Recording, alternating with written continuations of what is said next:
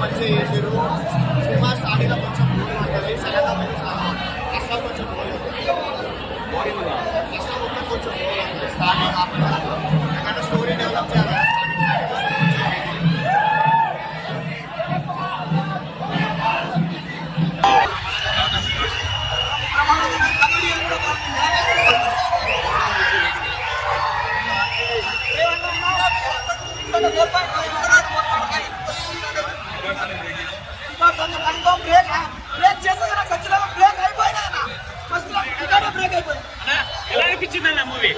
Movie super అయినా super duper అయినా మనం ఈ రోజు మనం అందరూ గర్వించదగ్గ విషయం అన్నా.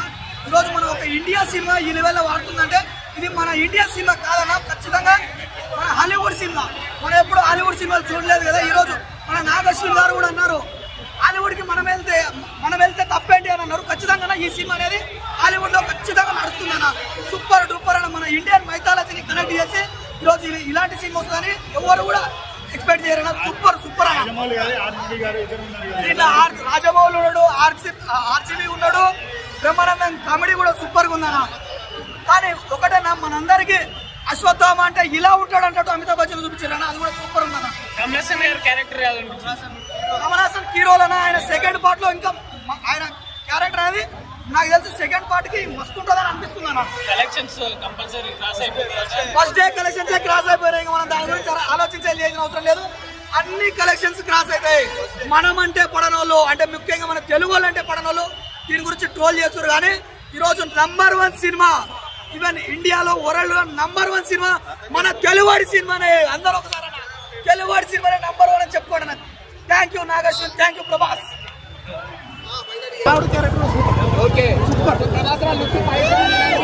లాస్ట్ లో ప్రభాస్ సార్ సార్ దండం పెడతా లాస్ట్ అమ్మాయిని దీపికా పడుతుంది కాబట్టి క్యారెక్టర్ అక్కడ కాన్వర్జేషన్ మామూలుగా కాదు.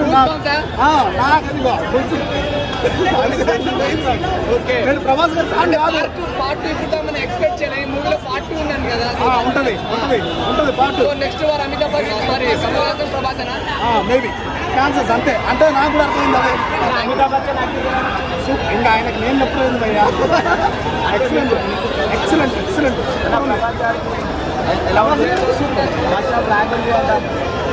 లాగ్ లేదు మన చూస్తే అర్థమవుతుంది. అసలు నాకు ఒక్కొక్క ఫైట్ విజువల్స్ చూస్తుంటే